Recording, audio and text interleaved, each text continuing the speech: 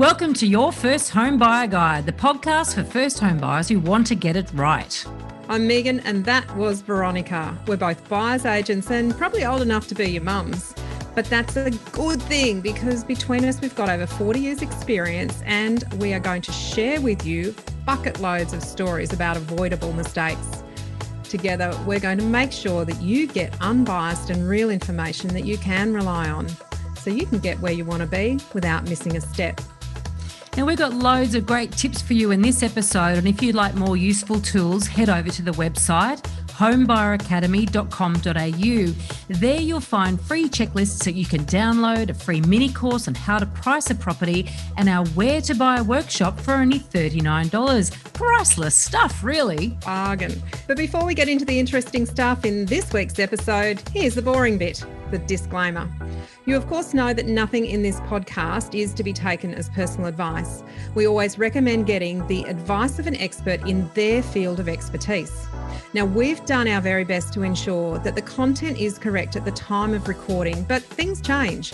So check with the relevant government authority or your advisors to get the most up-to-date information.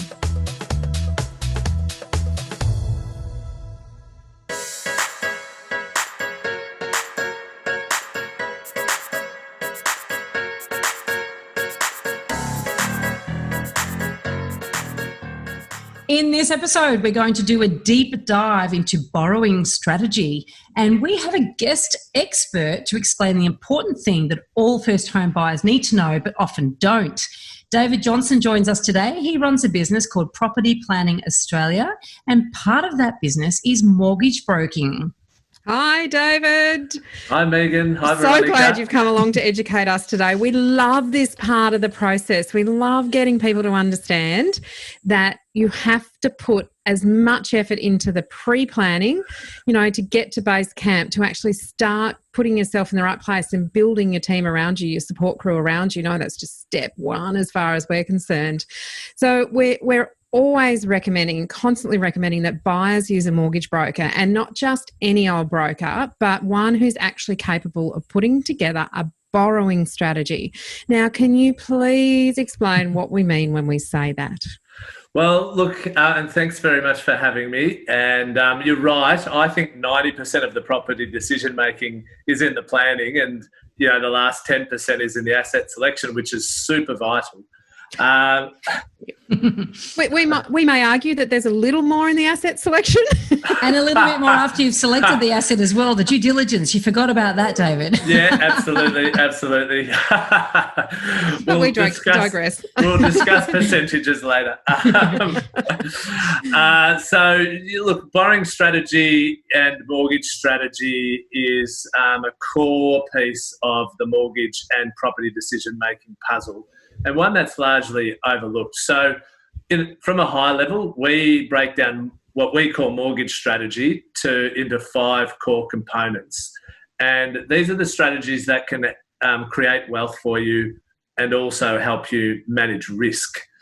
Okay, and so our 5 areas are money management, risk management, optimising tax deductions, optimising the use of offset accounts, and the ability to hold properties as you accumulate more.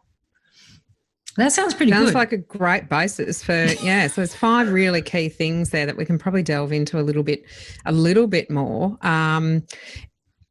Tell me, when you're having a discussion with someone and starting that process, what are the sorts of things that people would come to you and ask? Like what sort of things should they think about before they come to you? Look, I think the things they need to think about are, what do they want to achieve? What are their goals at the end of the day? So we're talking just about that property purchase, or are we talking bigger picture? The bigger picture, yeah. And this is one of the big fallacies of mortgage strategy, is the way you set up your mortgage from day one actually can have a huge impact on your long-term tax deductions, your ability to hold this property as you accumulate other properties, and actually, having a plan for what you plan to do down the track. And the family home is a critical piece of this puzzle. And most property advisory companies and spruikers totally neglect the family home, even though, Yeah. Yes, because it is part of the asset base, isn't it? Well, it's the biggest part for most Australians. Yeah. Yeah. I mean, look, and let's just quickly look at why you might think that's the case. I've got one theory, and that is that if I'm a spruiker and you potentially could be buying, more than one property from me, and that's going to be enabled by negative gearing and all that sort of stuff and getting rental income, I'm going to sell you on the dream of rent vesting rather than buying your own home and forget all those tax deductions you might get on your own home, et cetera, et cetera. Is that sort of, am I on the right track? Big circle around that. That is the right track, absolutely. I mean, the vested interest for so many businesses is to focus on just buying investment properties. And, that's obviously a lot of the developers do and the spruikers do. It's simpler to sell a one-size-fits-all solution for people. Otherwise known as a cookie cutter, if you don't know, of course. Yeah. They're good in the kitchen, but actually, if you want to be the same as everyone else, then you get a cookie cutter. And it's a sausage, we call it a sausage factory. And actually, exactly. I should just step in and say something that's interesting here, because both Megan and I, our businesses, yes, we're buyers agents, yes, we help investors, but we're not in that spruiker space. And I think a bit of a warning sign, if anyone is thinking about using a buyer's agent, ask what their proportion of investor clients versus owner-occupier clients is, because you want one, I think, that has at least 50%, preferably more, that are owner-occupiers rather than investors, because if they build up that investor-reliant business, then their advice is going to be very heavily formulaic and not necessarily individualized, and that's where it could all go wrong. But that's a segue. That's nothing to do with borrowing strategy, but I just thought I'd chuck that in there. That's a great point. That's a great point, because they're clearly focusing on one part of the picture, and they're going to, whether it's an unconscious bias or not, they're going to be more inclined to direct people towards the investment strategy. Yeah, absolutely. And that may be the right strategy for those people if they're if that is part of their big goals. But just I think the thing that we really like people to understand is if someone's telling you what to do before they've asked that, particularly that question, David, it's such a vital one. What are your goals? Where do you want to be in 20, 30 years? It feels like forever, but, it's so important to get this first one right. You think, oh, yeah, but I'll only own this for 5 years or whatever the case may be. But it's the biggest part. The first step in getting that right is the biggest part. And you don't want to be then turning around in 2 years and saying, oh, whoops, I shouldn't have bought that in personal names. I should have bought it in a trust, or we should have bought it in your name, not both names. Or, and they're the sort of things when we're talking about planning and structure, they're the sorts of things that you may not even know that you need to think about. And it's so critical for first-time buyers. So for first-time buyers, you really want to have a strategy that is planning to keep that first property when you purchase the second one. And most people aren't able to purchase their dream home with we would love to be able to, but obviously, if you're living in a capital city, it's going to be very difficult, and particularly Melbourne and Sydney. So actually having a plan for, if it's going to be what we call a stepping stone home, actually understanding that you would like to keep it, you would like to convert it to an investment property. Obviously, this impacts the property selection strategy, and there's considerations there. But in terms of the borrowing or mortgage strategy, you've got to really think about how do you preserve tax deductions. So a lot of the borrowing strategies are contrary to what we grow up believing. Okay, so it's actually... Let's go into that, because this is a question that we've got for later. So let's bring that forward, Veronica. So what about if, as part of the bigger picture, that sort of longer life picture, what about if the intention is that the first home will one day become an investment? What sort of things should people think about and talk about and have in mind, rather than just going, well, this is my first home, I'm going to use all the grants I possibly can and, get into the cheapest property I can get away with? Yeah, look, I suppose with your borrowing and mortgage strategy specifically, you actually want to look at making the lowest repayment you can.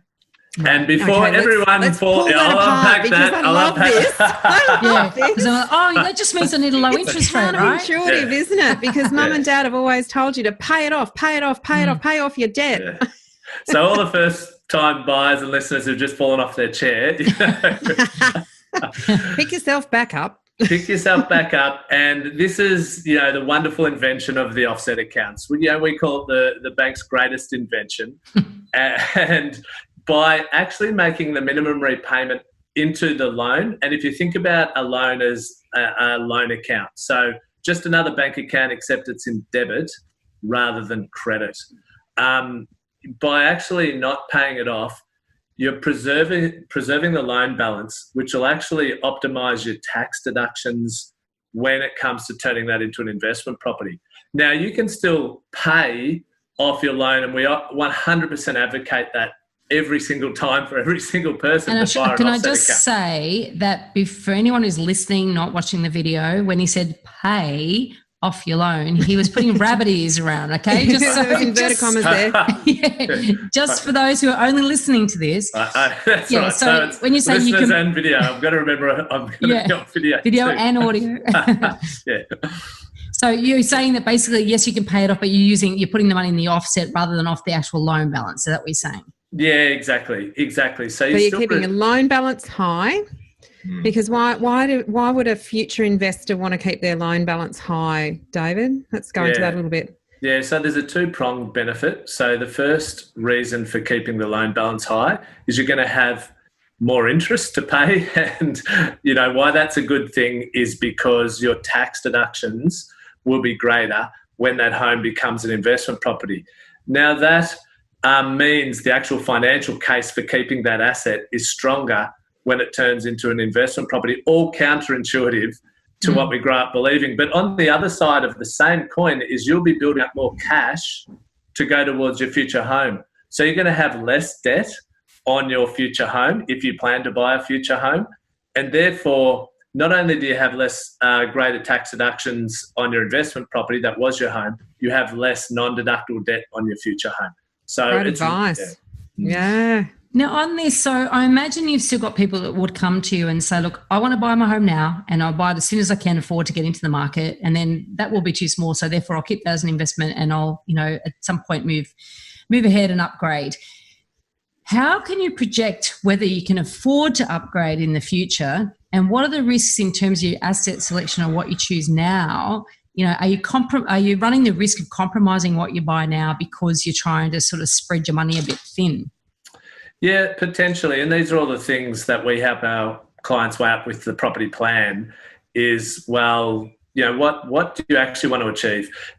What does your ideal home look like? Let's actually paint a picture of what that looks like now.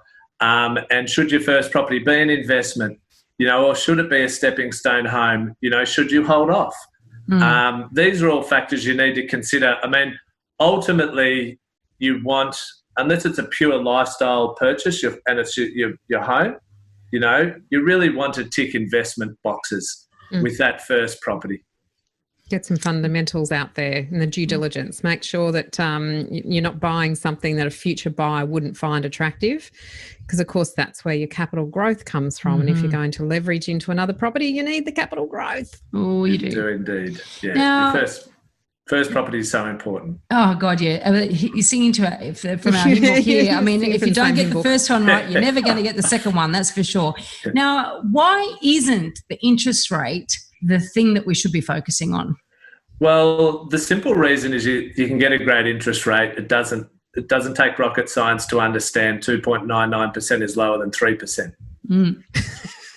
Yep, that's okay. Good. So the tricky stuff is borrowing strategy, mortgage strategy. First-time buyers, they'll often have loans in place. I was just checking a property strategy report for one of our property plans today.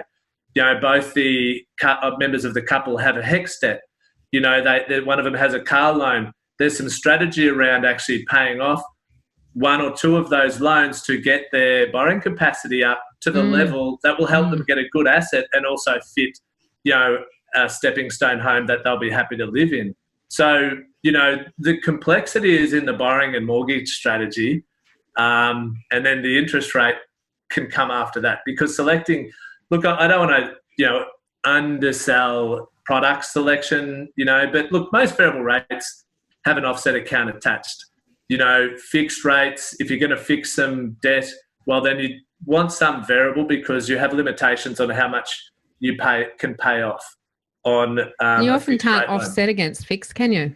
That's right. Yeah. So that's one of the reasons you want to keep pretty much in all occasions a percentage of your loan variable. And what you want to, let's say if you lock in for 3 years, well, then you want to look at how much in the best case scenario could we pay off or put into our offset over those 3 years, build some buffer, and that's how much you want to keep as a variable rate loan.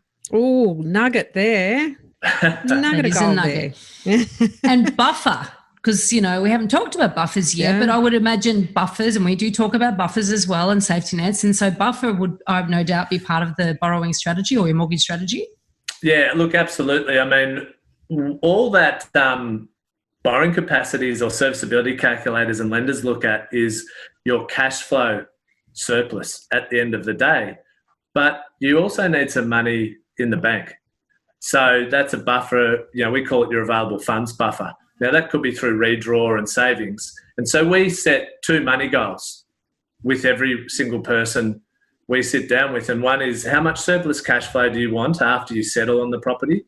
And how much money do you want to have access to as a buffer? And that they really drive the price point that people are comfortable with, because everyone has a different risk profile, and it shouldn't be determined by, what Bank A or Lender B's serviceability calculator will tell you that you can borrow. Oh, and online calculators. It's almost in your industry, it must be akin to how we feel about automated valuations on properties. Yeah, pretty much the same. Very good correlation. Yeah. Don't trust online calculators. Don't trust them.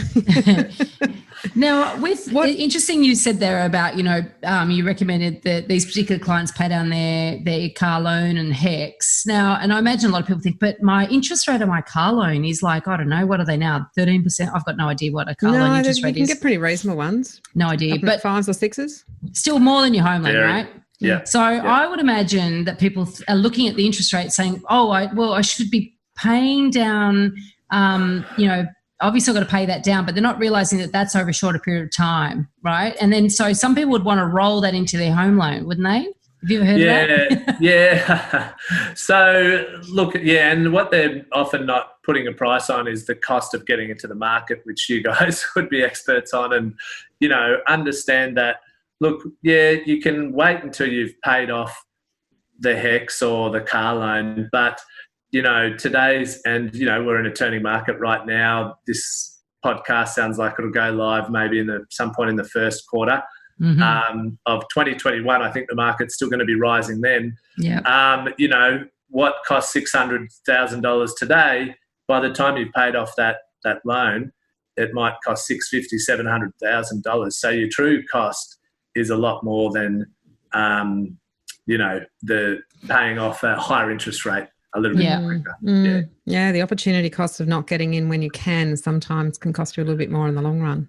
Yeah. Yeah. It's hard for first home buyers because when you're upgrading, timing the market isn't quite so critical, but absolutely getting in at the right time and trying to work out when you got enough and when it's time to pounce before shooting off too early. You know what I mean? There's a lot of moving factors. Yeah, I think the key point is that it's just that there's no one size fits all. You need to understand these. Another nugget.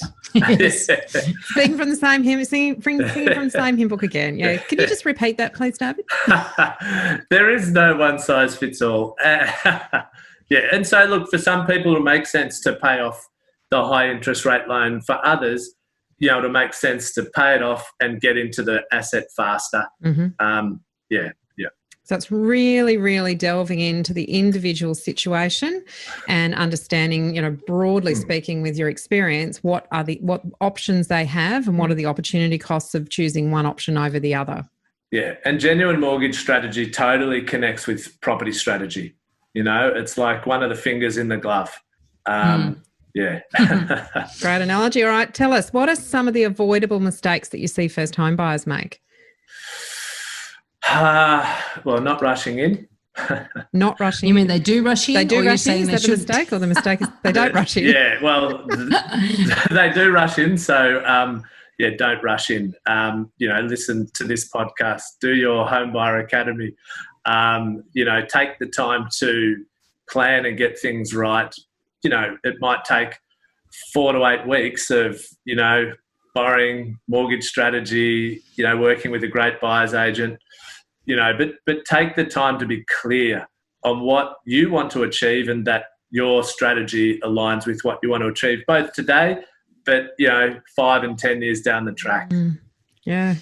Good point. We like not rushing, and in fact, in our PACE system, we've got step 5 is revise and correct. Revise and correct. Yeah. Stop. Reflect. You've done all your research and planning. You've even got out looking at properties, but now's the time just to hold for a minute, sit, review. Are we on the right path? Do we have the right equipment?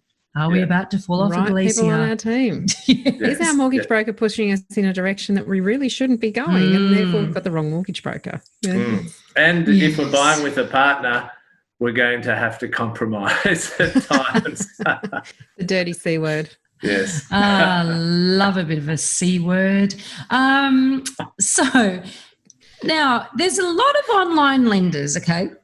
So we're talking about borrowing strategy, which is really a cut above what a lot of mortgage brokers would talk about. And we do, and we do recommend dealing with a broker rather than dealing directly with the bank. But there's a lot of ads out there on bus shelters I see for online lenders, and it seems to be a growing space. So are there any risks with using an online lender? Look, I think, yeah, absolutely. I mean, the online lenders are able to make their profits because they're selling you low rates and not really any advice or strategies. So, they are the cookie cutter of the mortgage industry, I suppose. Yeah, so you again, like the purpose of your academy and this podcast is to educate people to consider and make thoughtful decisions.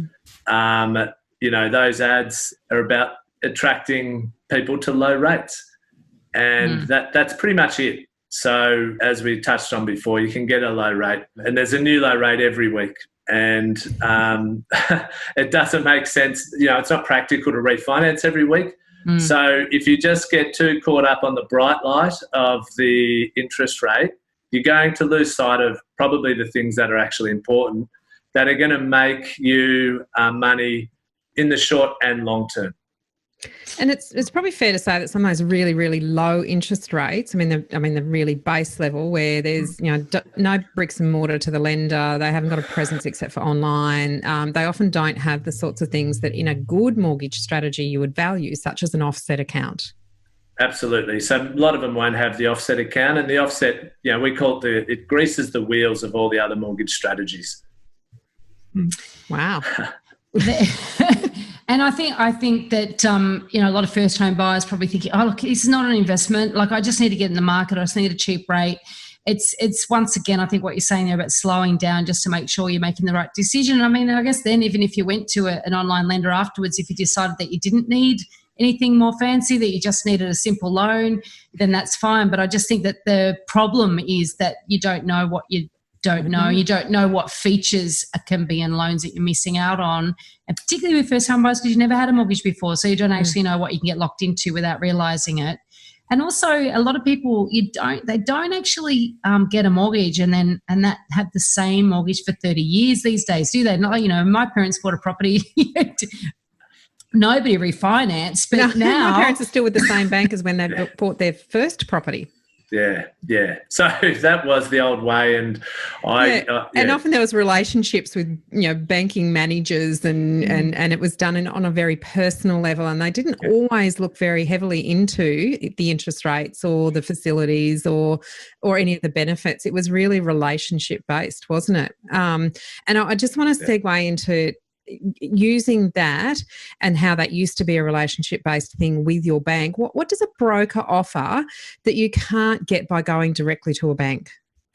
Well, a broker should offer another level of personalisation and service. So the best brokers will be experts across, many, many lenders. So we have about 40 lenders on our panel. So obviously if you go to a lender direct, they've only got one set of products that they can sell you, and they're just going to sell you those products. So that's the key point of differentiation. Beyond that, brokers are regulated. When you deal with a lender direct, they don't have the same regulations. So they don't have to produce a credit quote and a credit proposal disclosure document. There's best interest duty that's coming in as of Jan 1. They don't have to do that. Is this all a result of the Royal Commission into Banking? No, look, this regulation's been in place for probably 7 years or so. Best interest duty is the new thing that's coming in from Jan 1. But really what they've done is they've bundled the existing approach and added some extra elements to it. And, I think it's been influenced by the banks because they don't have to do any of that. But I think it's a really big point that the industry really hasn't sold enough to consumers that, brokers are regulated to a much higher standard and actually have to provide all this regulatory paperwork and have had to for 5 to 8 years that you don't get, when you go to a lender direct. I didn't know that. Interesting. Okay. Well, so there's actually a lot more disclosure on your behalf and a lot more, attention to the process that you follow. Yeah, absolutely. There's a much more thorough process that, in fact, I was on a webinar on this just prior to coming onto this podcast. Yeah, there's a lot more. So you're learning a lot all the time and you're updating your skills and I'd imagine you're learning about different products from banks and changes in policies. And, one thing that we've experienced is if you're just with a bank and the bank is swamped with applications, processing time can push out to 21, 30, 40 days just to get an approval on a pre-approval or even on a purchase that you've done, which can put a purchase at risk sometimes. So you'd be across, I'd imagine, those sorts of changes in processing times when people are on a tight time frame. Yeah, I mean, that's a great example. That a broker should be able to say, look, you really want to move quickly. You've got a property coming up. The major banks at the moment are taking 30 days just to assess it, even if you get approved first go, which many aren't for various reasons. So why don't we go with a second tier lender who we know has turnaround times at the moment of 3 days? Now, they've got a similar product? Well, look, you'd be wanting to make it as good a decision, not just based on the processing speed? Yeah, look, I mean, but again, it's not one size fits all. It might, you might want to buy a property in 4 days and go, okay, well, look, this is a good lender, because you don't have to go put your loan through the lender who gave you pre-approval. Yeah. So you can, point. Yeah. So it depends what your top priorities are as an individual, as a borrower at that particular point in time. And so on that, so basically what you're saying that you can, and in New South Wales, you have to exchange contracts, or in other states you can put an offer on a contract. And at that point of time, you've got pre-approval with one bank. Basically, then you've got a settlement period. And obviously we covered the options that you have in the settlement period in the course, your first home buyer course. But that's one of the things. You could then go to your broker and say, well, actually, I'm not 100% happy with that. What are our other options to explore in that period of time, right? But if you've only got a very short settlement, you might be cutting your options there. But if you've got a longer settlement, so how long do you need? Look, I mean, that's like probably a 1 in 50 example, but so you would want to be able to negotiate a long settlement period. And when I say long, you probably want it to be, look, at least 45 days. And I know that's not long, that's pretty standard, or 42, I think. Depends what state you're in, David. Yeah. This is something that we teach people in the course, is every state has different normals. Yes. Yeah. So, in a case like that, if you've got a property you've fallen in love with, or you really want to take advantage of, and you don't have pre-approval, well, that might be a case, consider, where can I get a pre-approval quickly? And then, my broker can say, look, I know this is a very good lender. We've got a bit of a sense of this situation, enough of a sense. Let's get it in there so you can actually attend this auction on Friday. And then if you're successful, let's keep getting clarity on what is the best lender for you. Great advice, because Cool. you're not stuck with that pre-approval. And that might be a fear that people have, is they've got to get the choice of the bank right first. And each bank does assess people differently, don't they? Yeah, look, lender policies is, I guess, each bank's form of the law. And, so they all have it written different ways. It gets interpreted different ways. And, so, that's one of the aspects an expert strategic mortgage broker would be across and know, well, your circumstances would be suited to this lender or these lenders. And, sometimes that's the lender that you should be looking to go with, purely because they're the only lender or one of only a few lenders who would approve you in your situation or at the level you're looking to purchase at. Yeah, because different lenders will lend different amount of money to the same people, right? So how can first home buyers make themselves more attractive as a mortgage customer? Aim to have no consumer loans. So consumer loans, like things like a personal loan or what do they call, interest-free cards, all these sorts of things, they matter, don't they? And it's not just, is it fair to say that it's not just how much you owe on them, but the limit that you have on it? Yes. So the limit you have is what will determine and limit your borrowing capacity. So, you might have a $20,000 limit on a credit card that you pay off in full every month, but it's your limit that will limit your borrowing capacity. It's such a good one for people to understand.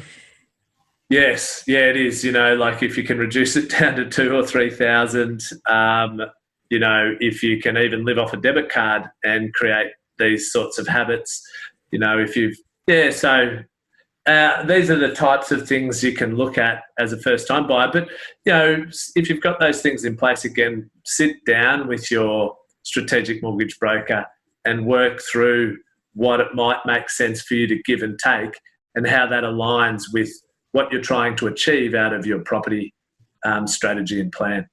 We call it getting financially fit. Yes. Right. And some of the things that people might do, I mean, obviously changing a job, that's going to impact on your ability to get finance too, isn't it? Yeah, so changing a job is a good example. If you're in changing industries in particular, being on probation, casual employment can have an impact. Commissions, bonuses, they'll, subject to how long you've been earning them, they may only take 25 or 50% of your commission. Generally you want to have a 1 to 2 year track record of a full year of earning your commissions and bonuses. Starting up a business, you want to have been trading for more than 2 years. If you've just started up a business, it might be difficult to get a borrowing capacity through most lenders, for 2 or 3 years. So there's a bunch of pitfalls, really. Having a baby? Yeah, having a baby, somewhat discriminatory, but it's the impact on income, isn't it? Not so much the baby. It's whether both parties are still going to be earning the same income for the period after the birth. It's spot on. So it's obviously going to impact income for a period of time. And increased costs. Increased costs. Increased costs. Those little tiny things are very expensive. Yeah, we've got 3 of them. They certainly increase costs. So therefore, people should be thinking about getting into their first home before they change jobs, set up new businesses or have babies. Is that what you're saying? In an ideal world, yes. But as soon as you have a plan for buying your first property, and even if it's a 2 year down the track goal, start learning these things, do your academy, talk to a strategic mortgage broker. Yeah, you can never really start planning too early. Actually, that's a great advice. It is, and it's a really good point, because a lot of people think that they should only go to a broker when they've already saved up the deposit. And we actually encourage them to get a relationship going with a broker earlier on for that exact reason. And I guess, if someone came to you and said, look, I'm saving for a deposit on my home, I don't yet have it, I guess if a broker says, I'm not interested in talking to you yet, then that's a good sign. Don't go with that broker. But in your business, what would your brokers in your team say to people that came with that sort of question or that sort of stage in the process? Yeah, well, look, what I'd hope they would say, and I'm very confident they would say, is they would sit down with them for 30 minutes, maybe even 45, and help them understand, well, here's where you're at now, here's what your borrowing capacity looks like. You're saying you want this out of a property, to get financially fit. You need to do this, you should save that, look at paying off this car loan. And they'll just help them to have direction and really set the goals that will allow them to have the affordability / borrowing capacity to achieve the property strategy that they want to achieve. And that's all they need. That is brilliant. And look, thank you so much for joining us today, David, because, we've been talking about this borrowing strategy and we wanted to get you on to explain it and also give us some really practical advice, and you've done that. So appreciate your time. My pleasure. Thanks for having me. It's been great being with you both. We'll actually have some links to some of David's articles that have appeared in Domain, and link to your website as well. So feel free to reach out to David if, regardless of where you are in your process, because you cannot, You cannot plan too early. You cannot start planning too early. Absolutely. You can start planning too late, but you can revise. That's right. It's never too early to start planning. Is that what you're trying to say? If you fail to plan, you plan to fail. There's another one for everybody. Beautiful. Thanks a lot for joining us, David. In this episode, we've covered a very small part of our 10-step online course for first-time buyers. If you would like to learn more about the process and how to buy without making a mistake, then head over to our website, www.homebuyeracademy.com.au. Don't forget to subscribe to the podcast so you won't miss an episode. And if you like what you've heard today, please give us an iTunes review. 5 stars would be wonderful. It will help others find us as well. Thank you for joining us. We hope you found this really useful. And if you have, please share the love with others who you know are in the same boat. We'll be back next week with some more priceless stuff.